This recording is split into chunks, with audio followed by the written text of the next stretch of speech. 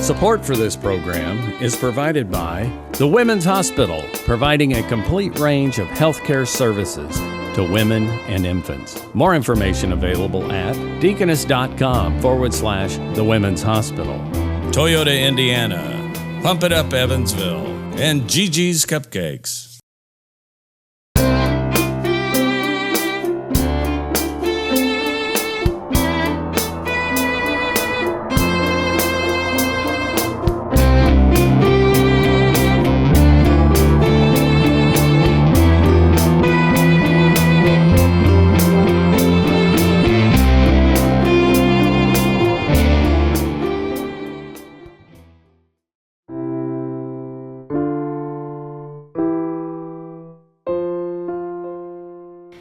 Today we're talking about emotional and physical abuse.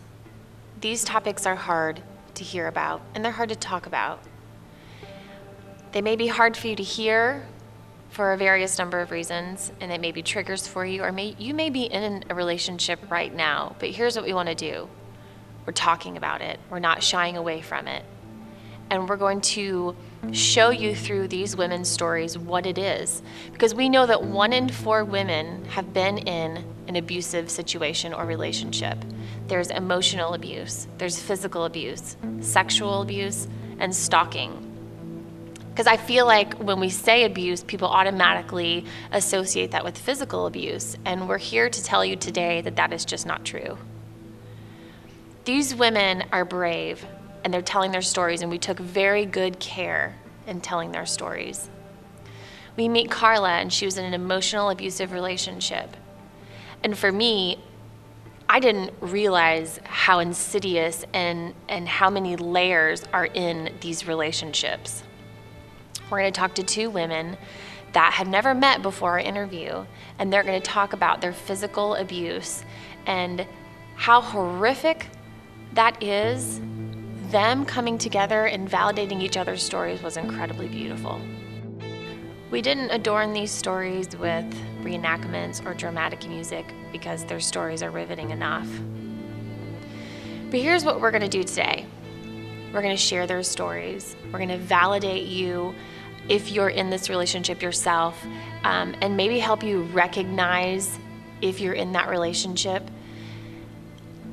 And we're going to talk to the bystanders, the families that are next to these people, and give them an idea of what these people are going through and maybe something that you can do.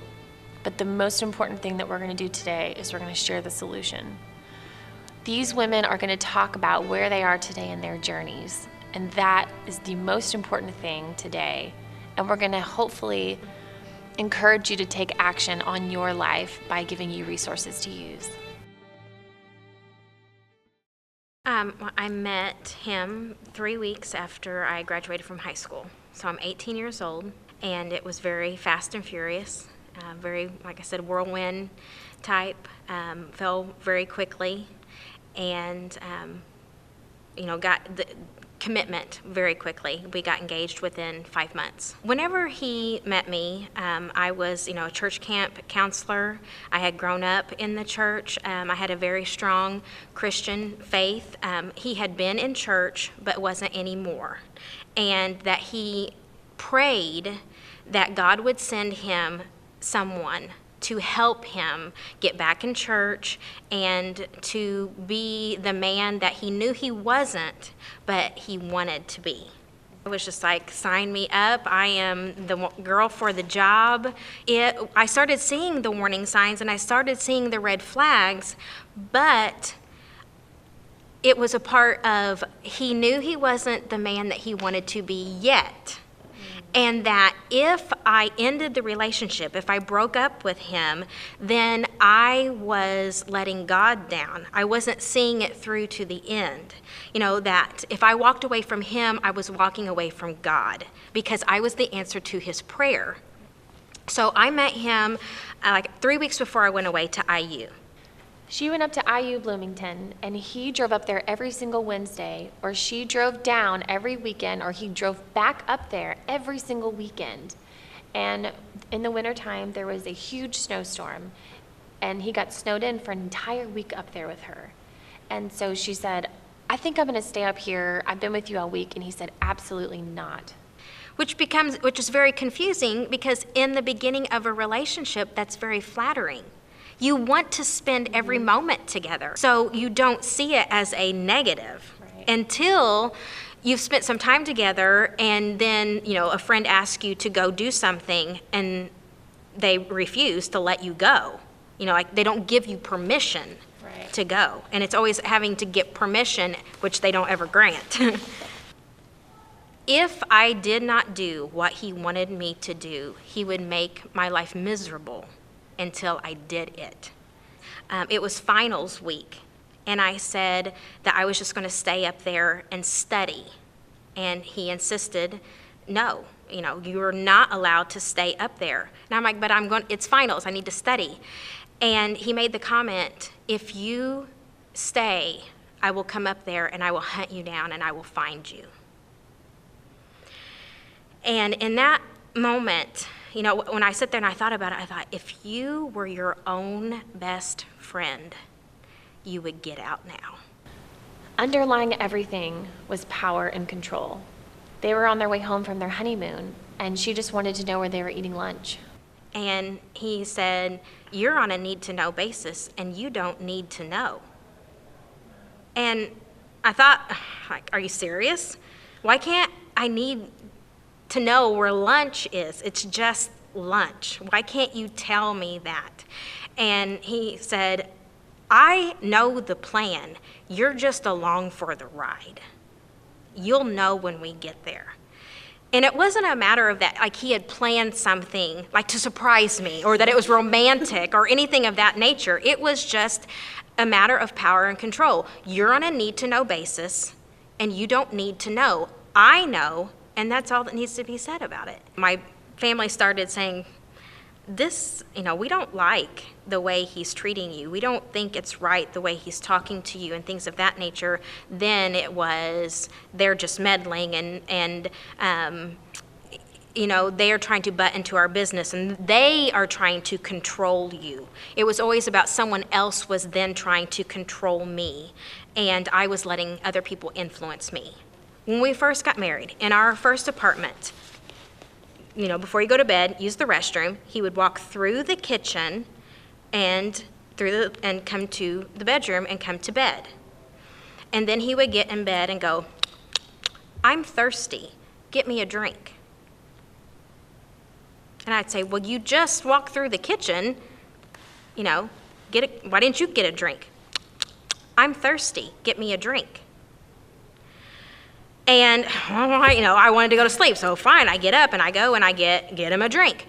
Well, this becomes a nightly routine. It's a matter of, can he get me to do whatever it is he wants me to do, even if it's something as simple as going and getting him a drink. And, there were nights that I would lay there a half hour, 45 minutes. I am not getting up and getting him a drink. He can go get a drink. And it didn't matter. Half hour, 45 minutes, an hour, it didn't matter. I'm thirsty, go get me a drink. And he would not go get himself a drink. And he would not relent until I did it. But then whenever you think, of course that sounds ridiculous, but then whenever you think about ending a marriage or ending a relationship, you sit there and justify, it's about a drink of water. Am I really going to leave him over a drink of water? Emotional and verbal abuse doesn't have to mean that he's saying to you that you're fat, that you're stupid, or you're a bitch. It could mean that he's telling you that your ideas are dumb and that the things that you're doing are wrong. He never called me names per se. He had a real issue with people complimenting me. I mean, it's very intricate. Yeah. So for example, a lot of times whenever I would sing, I would pick a song. Let's say I'm singing special music. So I would pick a song because it spoke to me for some reason. And I would say why that song was important to me and what it meant to me so that hopefully it would connect with the audience and they could see why I chose that song. And afterwards, people will come up to me, it's like, oh, I really enjoyed what you had to say and what you shared, and I understand, that connected with me also. I can relate to that.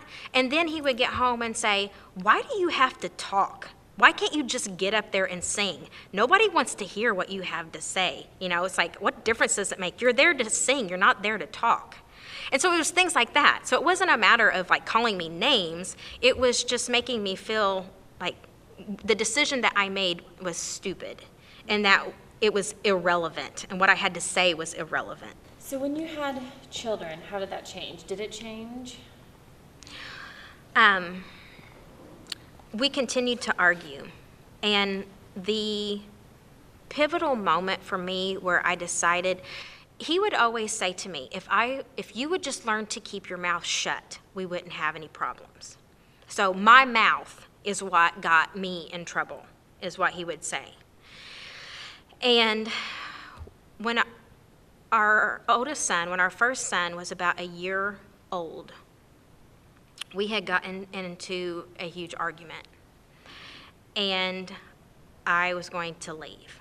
So I made a phone call to a sheriff's deputy friend of mine, and I asked him, if I leave with my son, who gets to keep my son? And he said that whoever had him at the time would be able to keep him, and they would stay with him until it went to court. So I saw the opportunity whenever my ex-husband got in the shower to be able to get away. And I grabbed the diaper bag and a couple of things, and I got my son, and we got in the car. And as I'm backing out of the driveway, he catches me and jumps on the hood of my car. So I drive across our small town with him on the hood of my car to another sheriff's deputy that lived in the town. And whenever we got there, he convinced me that I just needed to give my son to his father and I needed to go cool down. And I thought, he was on the hood of my car, and you're telling me I need to give him to his father and that I just need to go cool down. And that moment changed my life for the next 10 years. In that moment, I resigned myself to the fact that I would never be able to get away from him. I'm like, he's on the hood of my car. If I would in that moment, I resigned myself to the fact that I just needed to keep my mouth shut. I had to quit fighting it, because after 4 years, it wasn't getting any better. And I was not going to let my son grow up in an environment with constant fighting. Mm-hmm. I was like, I'm done fighting. So you just did what he said. So I just, pretty much did what he said. It's not to say that at times I didn't continue to fight back, because I still have that spirit inside of me, but to the extent, and most of it was just about keeping my children safe and not letting them constantly hear fighting. It was important for us to tell you exactly how Carla left. Everyone's situation is different, and everyone leaves differently. The moment that made me leave was he was physically abusive to my oldest son. And he had beat him with a belt. I was not home when this happened. And whenever I came home, I was back in my bedroom, and my son came in, and he did not directly tell me. It was I guess I touched him or something, and he flinched, and I was like, what? Like he was hurt, and I was like, what's wrong? What happened? And he lifted up the leg of his shorts, and he showed me the bruises. And my reaction was not to march down the hallway and say, what have you done or anything. My reaction was, just be quiet. I told him not to say anything and that to just go back to his room. And because his dad was getting ready, it was going to be leaving in the next hour or so to go to basketball practice. And he was going to be taking the younger son with him. And so my oldest son and I were going to be home, have an opportunity to be home alone together. How old was he? At this point, he was 10. And I'm laying there, I'm in my room thinking, what kind of mom, when they see that their child has been abused, tells them to just be quiet and go back to the room? Why am I not grabbing a baseball bat and running down the hall and saying, how dare you, you're not touching my son? Why, that was a real, in hindsight, as I've gone through counseling and spoken to people, it was the best thing. And I was doing what was in both of our best interests, because I had, at this point, knew from past experience that was not going to help anything. And if anything, it was going to escalate the situation. I knew I had to figure out a plan. So over the next couple of days, I thought about what I was going to do and how I was going to get away. So Tuesday night, I emailed the pictures to my sister, because I knew she would hold me accountable, and that if I tried to back out, she wouldn't let me. Because I knew myself well enough that I knew the cycle. I knew that I would be very upset that this was wrong, but after a couple of days, I would be able to justify it in my own mind and then end up not leaving, because I had done that over and over again. I sent my husband off to work. Bye, have a good day. Put my kids on the school bus, sent them off to school, and then I drove to my parents' house, and they were waiting for me. My dad went with me to Albion Fellows Bacon Center, and we sat down and we wrote out, they helped me with an exit plan, and they helped me with the paperwork for a protective order.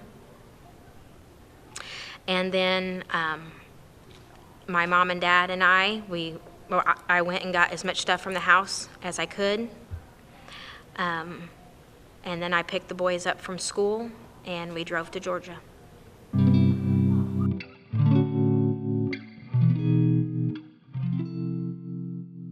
Some of them are calling because they don't know what else to do. If they're calling us because you truly don't know where you need to get out. You're not just calling us like, hey girl, what you doing? You're calling us because you are somewhere and you need help. Whether you need help, you don't really know you need help. You're just trying to figure out what am I going to do? This is what's going on. Tell me what to do. And some people know, I'm done. This isn't working anymore. He can't hit me anymore. She can't hit me anymore. I can't go through this anymore. My kids can't see this anymore. All they have to do is just call. And we start asking the questions, and we meet that person where they are. We don't have expectation. We don't have judgment. Wherever you are, that's where we're meeting you. I've learned from personal experience that self-love and self-work and help from other people is the only way to move through and recover from these type of experiences in our life. I know that we can't fix other people. We can only work on ourselves to be happier and healthier, spiritually, mentally, emotionally, physically. And Carla did just that, and it is beautiful.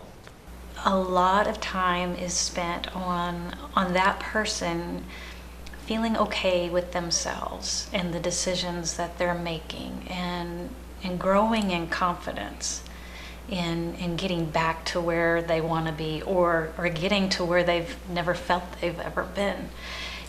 Can you find love after this relationship? You know what I mean? Yes. Can you find it? And do you know what it is when you find it? Yes. And how did you get there?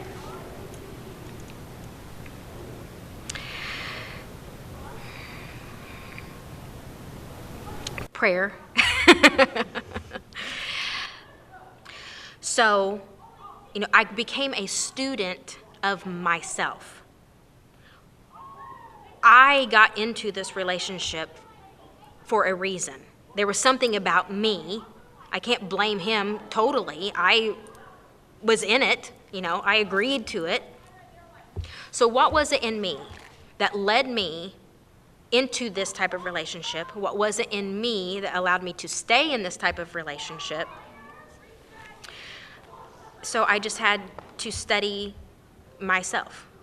It was a excruciating, truly an excruciating process, because you have to be really real with yourself and identify what your problems are.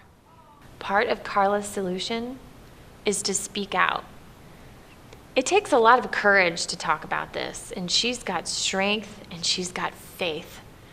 She's teaching teenagers and adults the warning signs of all of these types of abuse, and she is not staying silent anymore. It would be so much easier just for me to keep my mouth shut. I'm good. I've moved on. My boys are safe. I've remarried. Life is good. Why not just keep your mouth shut? But if I keep my mouth shut, then it continues. If you're not a part of the solution, you're a part of the problem. And for some women, they draw closer to their faith. There are some women who are angry with their faith. It's just so very different for every person, but working through that is what we encourage. And if they feel like they can do that in a group, sometimes that is so freeing. And for some, they can't let it out in a group. They just have to do it very individually. For some, it takes years. For others, it's not so long of a process. But for every person, it does take their own amount of time. This is happening everywhere to everybody, and it just can't. It just can't.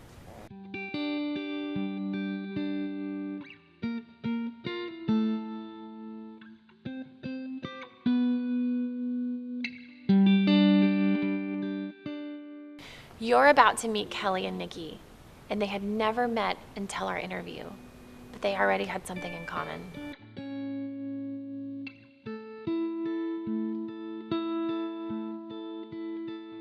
I was 35. Yeah. I was 22, so a little bit younger. And I think he was a year or two older than me. He lied about everything, so I don't even know if his age is truthful. It seemed fun, and he was eccentric and unlike anything that I had ever experienced, and it was so overwhelming and powerful. Yeah, I can almost say the exact same thing. One of the things that attracted me is it was so far outside the realm of anything that I'd ever been attracted to before that I thought, let's give it a shot. And then everything kind of escalated quickly. The feelings, the emotions, he was guiding that, trying to push that fast pace of how the relationship would move forward. Whoever wants to go first and share How what long happened. did you date him, completely altogether? 18 months. So I'm 3 years out of it. Okay. I'm 2003, so 12 years out of it, which is nice. Right. Putting time and distance between it is good. Yeah, but you can probably take yourself back there very quickly, as can I. Yep, absolutely. How did you meet? We worked together, actually, which I don't know. If it hadn't been for us working together, it's probably somebody that never would have crossed my path. Being in that close proximity over work hours, you kind of think that you get to know somebody. Right. Kind of. How did you and yours meet? I was online. So needless to say, that's not something that I would be willing to do again. It was a very interesting dynamic where it was very much push-pull. You know, it was, you're so wonderful. I've never met anybody like you. You're too good for me, get away from me. Mm-hmm. And then when I would pull myself out of it, he'd come again. And so it was just an emotional roller coaster. And I think that's part of it, is that they, see how much they can get away with in the beginning, to whether, are you going to stick through for those cycles? There were highs and lows in all of that. And when you're in the middle of it, it seems almost normal and exciting, okay? My background, I have always been a very reserved person, and he was so far from what I was. And it was exciting to me. And I felt things that I had never felt before. It was, I need you like the air I breathe. Yeah. And when you're not healthy, when you've had situations, coming off of a divorce, and you hear that, wow, to think that you mean that much to somebody else. And so quickly, it almost gives you a sense of, it definitely makes you feel really, really good about yourself, and right. It's hard to give up that feeling. It's hard to, if somebody's sitting telling you you're their world, like, how could you not want that?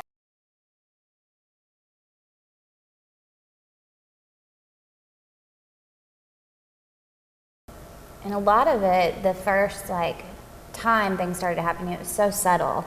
It was little stuff that you wouldn't even catch until later on.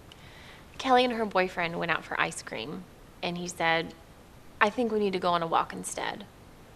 And then later they were working at a restaurant together, and he was in the kitchen, and she ordered a burger for herself, and he gave her a wrap.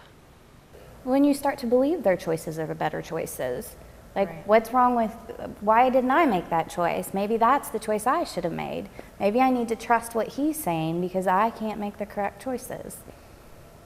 Mine escalated pretty quickly, so that things were pretty gruesome. It didn't just start out with name calling, although that was certainly a part of it. But it wasn't too far in where it was, if you tell anyone what's going on, I'll kill you. The few times I challenged, then it did not end up well for me. It was relatively okay for a period of time, and then I got caught up in it, and he moved into my home. And that's when everything exploded. I can relate so much to what you're saying because in particular, I remember a certain event where I don't know what transpired, but he was pissed at me, and he told me how he was going to kill me, and it was to pour acid on me so nobody would know that it was me. And then cut off body parts, and then feed you to hogs because they take off all of the meat and will take care of the bones. You have to, I'm sure saying this to somebody that's never been in it, you're thinking, that dude's crazy. Yeah. Just call the cops. Mm-hmm. Well, I called the cops. My neighbors called the cops because they saw what he would do to me outside my home. But they didn't realize the stuff that I'd have to deal with when he got back inside the house and the cops left. His structure of his face would change, and I knew something bad was going to happen. It was absolutely crazy. And unless you've seen that, unless you've been in it and you feel it, and you know what they've done to you physically, you believe them. Why wouldn't you believe them? One of the tactics that abusers use is confinement. Nikki was trying to go to sleep. She was exhausted, and he just pulled her from that bed physically onto the ground. And then she tried to go into another room. She just wanted to go to sleep, and he wouldn't let her sleep. He wouldn't let her out of the room. and it just escalated from there. I would be confined to different rooms. If I wanted to run and get out the door, he would get in my way. And if I touched him, he'd say, "You're going to jail." And he'd call the police and say, "My girlfriend just hit me." And he'd say, "Do you want me to hang up? You better be cool." And so then I'd have to beg. Because that's the thing.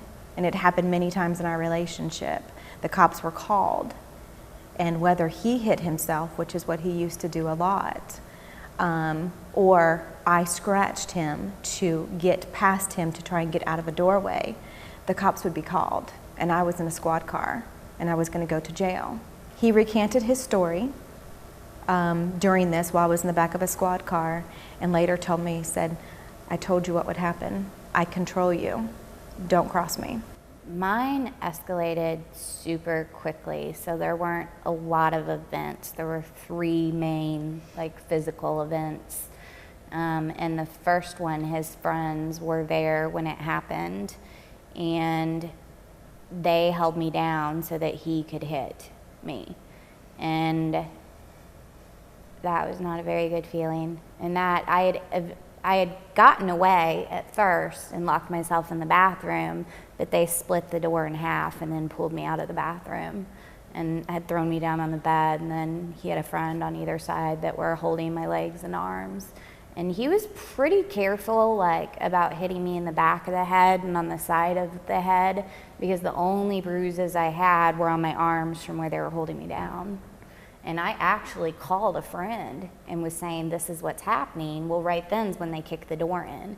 And then they grabbed the phone and said, "Kelly's crazy. She locked herself in the bathroom. She was going to kill herself. Everything's fine. She's just screaming, so we're holding her down so she doesn't hurt herself." It's not why I was screaming. I was screaming because I was having the crap beat out of me. How far into the relationship was that? That was about 3 months. And the next day I woke up and they're all there and they're like, "Oh, last night was so crazy. You were really drunk. I hope you're feeling okay." And so I was just kind of I just felt confused. One, what had happened was so traumatic that I think I just kind of tried to separate myself from it. And then I have them telling me a story that it was just too much, that I just almost set it aside and didn't think about it.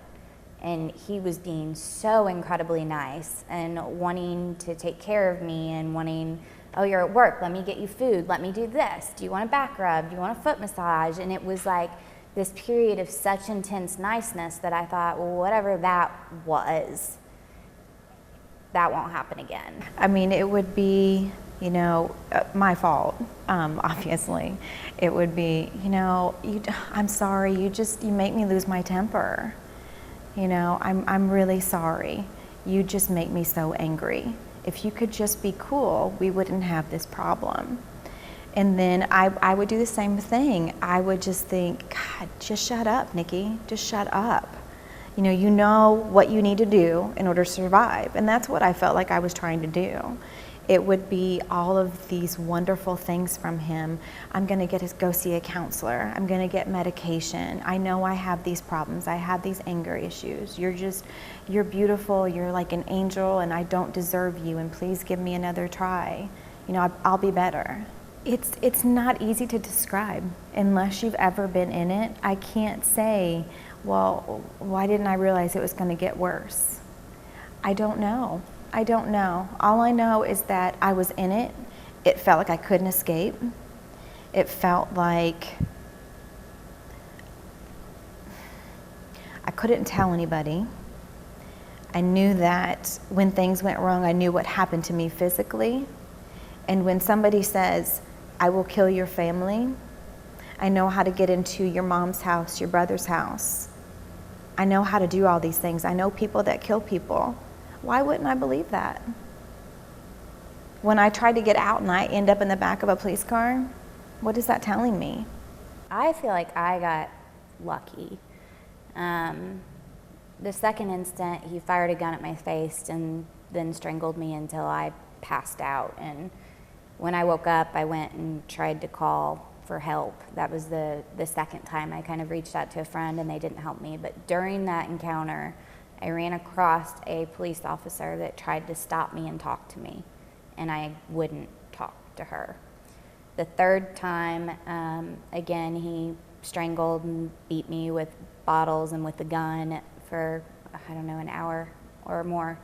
And that next morning, I went with my friend to the police station because I thought, I can't get out, but I want them to know there's a history. That way when he kills me, then they get him. Like, I had kind of resigned myself to it was too late. That same female police officer turned out to be the one that talked to me when I went to the station. And so when I said, I don't want to give any names, she pulled me aside in a room and just said, we're going to help you. She's a court-appointed expert in domestic violence. That was what her background was prior to her becoming a police officer. And I wish I'd walked in that police station a whole lot sooner, because the second I did, they believed every word I said. They knew things about him I didn't know. That was another part of it.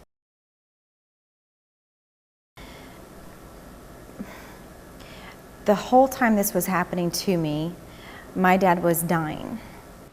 Nikki contemplated suicide, and he told her, "Who's going to protect your family from me? I'll just go kill your dad." I had one horrible incident with him that to this day has affected my body. And I went and stayed at my dad's hospice because I couldn't do it. I knew that he was probably going to kill me if I was there. So I stayed there until my dad passed away. And that for me was the freeing moment. So I knew that I could do something. And I told somebody. I'd never told anybody but one person, and he wound up punishing them over and over again because I told him. So I told my mom, and she freaked out, obviously, because she's like, "Why wouldn't you tell me?" I'm like, "How could I when somebody said they're going to kill you?" You know, it's hard to explain. It doesn't make sense, but that's the reality of it when you're in it. It's not rational. If I tell you that, it's not rational, but it is when you're in it.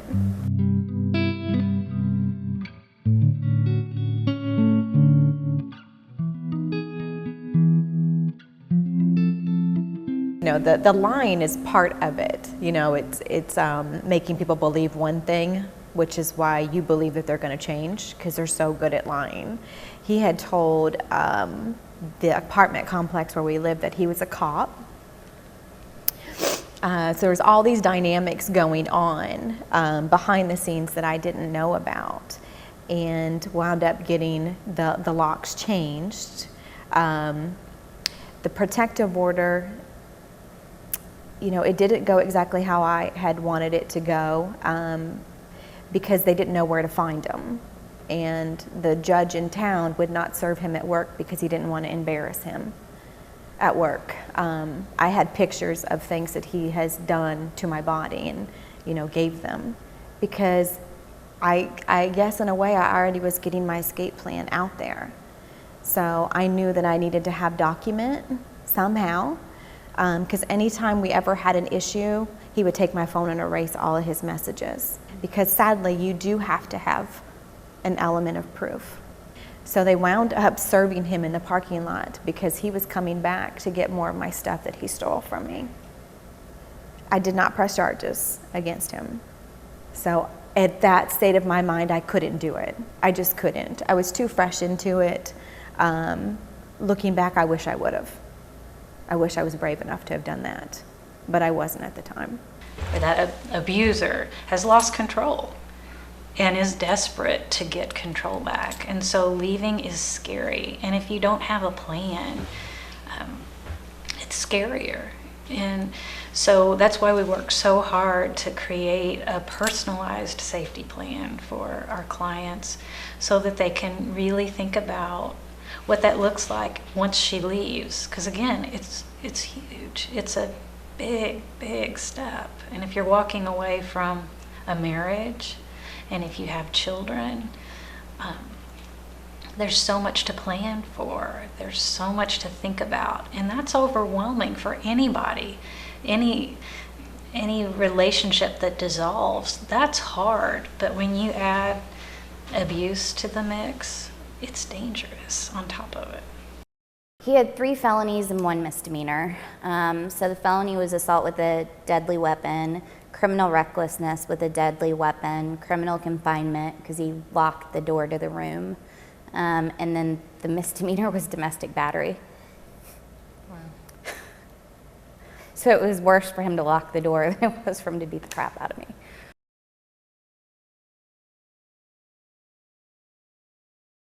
I think telling people, like, talk to people. You can't stay silent. That is the only thing that protects you, because being out of it and taking that first step, most of the time an abuser does not want something on their record. They don't want people knowing. That's why they threaten you so much, because they want to keep you quiet. They want it to be status quo. But raising the awareness of that, they don't want to go to jail. They just want you. They really just want you. It's really hard when you're that person to kind of step back and look at things rationally. So at the very least, telling somebody else gives you a sounding board to be like, that's not normal, or have you thought about doing this, or let's go talk to this person. It at least gives you more options and somebody that can look at the bigger picture. Because when you're living it, it's really hard to look past the next 5 minutes, let alone a week, 2 weeks, a month, and to really think about moving outside the relationship, because all you're doing is trying to survive within it. My mom has always told me, you can train somebody to take out the trash or to wash the dishes, but you cannot change them. They can only change themselves. And that goes for us too. We can only change ourselves and recover ourselves, and that takes a lot of work. I think that the biggest thing that I want to say from what I've learned from this experience is that as women, don't ever feel that you can love away somebody else's hurts. You can't do that. That is up to them, because they're just going to take you down with them if you try to go down that path. It takes a while to realize what normal is. I'll just be honest. So I was smart enough to know that I couldn't go with this alone. So I sought out a counselor, and I was in counseling for a good 2.5 years. Met weekly, and I worked my way through it. And you know, it was a struggle. It really was. And I found myself in a couple of other situations that weren't healthy. But through it, what I realized through all of this work and this discovery is you get to the point where you know that you can trust yourself again to make good decisions. And that's where I am. You know, I am in a really good place, even only being 3 years out, because I took the time to know I'm not healthy. This has messed me up, and that it's my responsibility to not pass this on to somebody else. I would say I'm still recovering. I don't know that there's ever going to be a point where it's not something that I deal with. I would say being, because I know you're 3 years out, I'm more than that. I'm in a good place with it. So I don't want people to be like, oh my gosh, she's 12 years out and still recovering. I wouldn't say that. But I would say it's something that left a lasting impact. It's something that I think about, but it's not something that holds me down anymore. It's something that empowers me. That even though it's there and it impacted me, I'm not letting it impact me negatively anymore. I mean, I changed my whole career path so I could work with victims of domestic violence or sexual assault. I'm telling my story, I'm trying to help other people, so it went from something of I'm on this journey to I'm feeling pretty good. Let's take other people on this journey with me.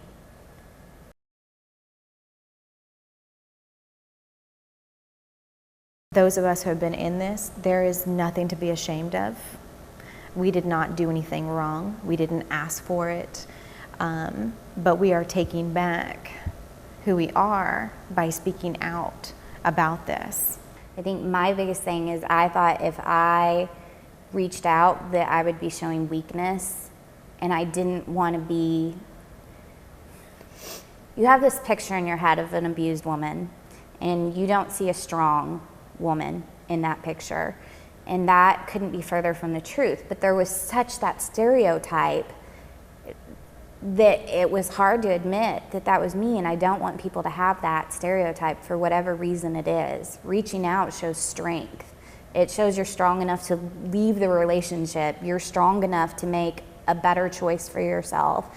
You're strong enough to say, I deserve better than this. And so I think if somebody is going to look and say, take a first step, just tell somebody.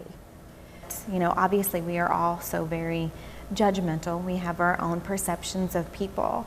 And that's the one thing that I appreciate from being in this situation, is that I see people completely different now because I've been in it.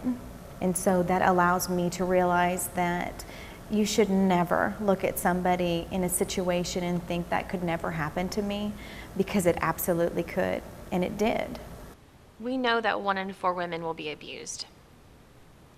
So that means that there are a lot of people out there that are family and friends around these people that are suffering, that are struggling. They don't know what to say, they don't know what to do, and so we're talking to you right now. And we find out that there's things that we're saying to these victims that in fact we shouldn't be saying. Don't pass your guilt onto them. Don't make them feel like they did anything wrong. Don't tell them you should have told me. I already feel bad enough because I've been beat down for 18 months of my life. You're my support system. How can I help you get through this? That's all you have to say, or I'm here. And I mentioned I absolutely hate the words should've, would've, could've, because they all imply guilt and or shame. I can say I should have done so many things, but hindsight 2020, that doesn't help me. I'm a survivor. That's the funny thing to me, that somebody, the people that I did tell close around me, they said, I can't believe this happened to you. You were always so strong. And I said, I am strong. Look what I made. I made it through this. I am so strong. Absolutely.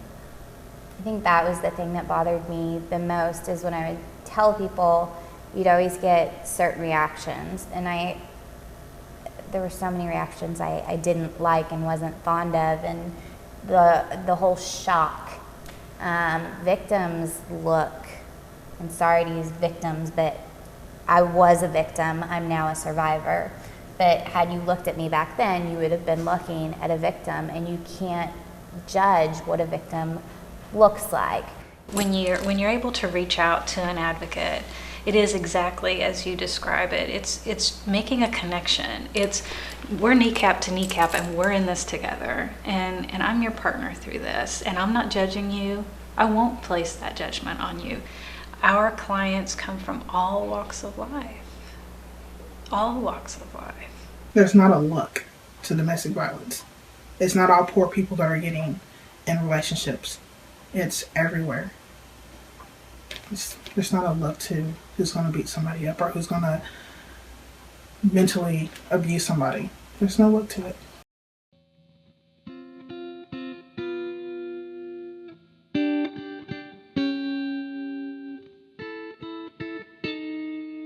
A lot of time is spent on that person feeling okay with themselves and the decisions that they're making, and growing in confidence in getting back to where they want to be, or getting to where they've never felt they've ever been. And sometimes forgiveness is a part of that. For every person, as I said, it's so unique, because for one person it could be, I need to forgive that event, I need to forgive that person. For another, it's, I need to live in this anger for a while, and I need to be okay with that. I have made peace with it. I have forgiven him because I know that he's not healthy mentally. Not to excuse him or say it's not his fault, but I don't harbor any ill will towards him anymore. I'm kind of the opposite. I harbor a lot of ill will towards him. I never got the chance. I had decided to get away right before the trial date because I needed to just take a breather. So I went with my mom on a business trip. They rescheduled the trial. I never got that chance to read my victim impact statement, and I very, very much wanted to. I know that when they arrested him, he initially said, I didn't hit her, I just pushed her around a little bit. And he literally beat the crap out of me for over an hour. Strangled me to the point where I'd start to lose consciousness and then let up so I could catch my breath while he was hitting me, like pummeling me with his fist. There was one of my ears that he had almost bit all the way through.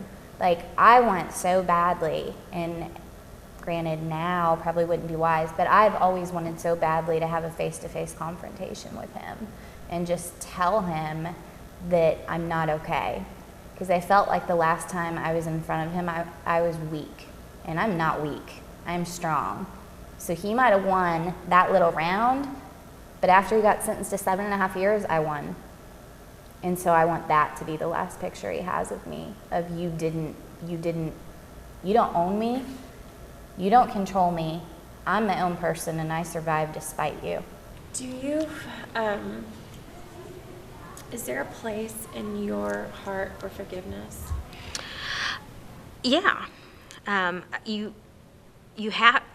had to come to a place of forgiveness because then I'm held hostage.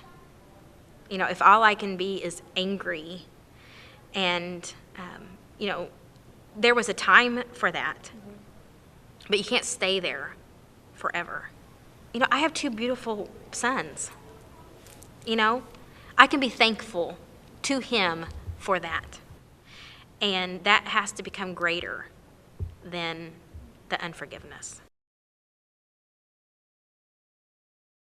The national average says a victim of abuse will leave 7 to 9 times before leaving for good. And I totally get it. After 22 years of working in this field, I understand why. It's dangerous to leave.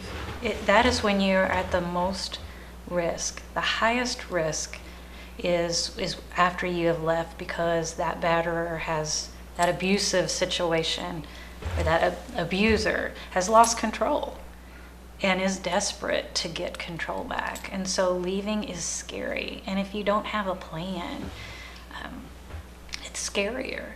And so that's why we work so hard to create a personalized safety plan for our clients so that they can really think about what that looks like once she leaves. Because again, it's huge. It's a big, big step. And if you're walking away from a marriage, and if you have children,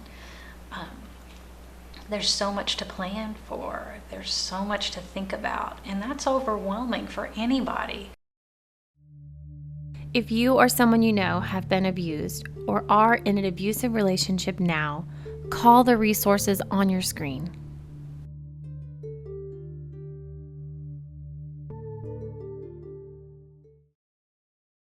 Abuse is a tough topic to talk about. And for a long time, I felt like these topics and these things only happen to those people. And it's just not true. Abuse does not discriminate. And it doesn't have to be shameful. Let's just talk about it. And the physical abuse is horrific. And the emotional abuse is very different. And I've learned a lot about this since we've been filming. It's got layers, and it's gray, and it's hard to put your finger on, right? Because you can justify this. Because maybe he's not saying you're stupid or you're a bitch, but he's telling you other things like your ideas are dumb or you're not doing anything right. And over time, that affects how you feel about yourself. So if you're in this situation, talk about it. If anything that you've heard today, you're shaking your head because you understand, talk to somebody. Because I've learned a lot about emotional and verbal abuse, and it's ugly, and it's happening, and people don't even know that they're in these relationships. So just tell somebody, talk about it. It means you're strong. If you're not able to work on yourself with the assistance of an advocate, a counselor, then you'll seek out what's normal to you. And I get it. I understand it. If I've left all that I've known and I'm feeling really off balance, I'm gonna run back because at least I can predict, at least I can project. I know what to expect, and maybe I can convince myself that I can deal with it a little bit longer. Because, it happened to me, but it's my responsibility to heal. So I took that on, and I did the work, and it sucked. To be honest, it absolutely sucked. And it's like you're reliving it until it gets to the point where you can talk about it and you don't break down. You can move past it. You absolutely can move past it. And I think one of the most amazing things as a woman is you are given this instinct, you have this feeling inside of you, you have to always listen to it because it's going to tell you exactly what you need to know. I feel like this workshop was really informative. There's a lot I didn't know. There's a lot that I wasn't really expecting. And so I really liked the way she took her personal problems and brought it into the workshop because that made it more relatable. I really enjoyed it. I really thought it was good. What'd you get out of it? Personally, I've never been in a domestic violence relationship before. But I've gotten, from this workshop, I've realized warning signs and things that I can take back. And if I ever do get into a relationship, I can look for those warning signs, just be sure. Support for this program is provided by the Women's Hospital, providing a complete range of healthcare services to women and infants. More information available at deaconess.com/the Women's Hospital. Toyota Indiana, Pump It Up Evansville, and Gigi's Cupcakes.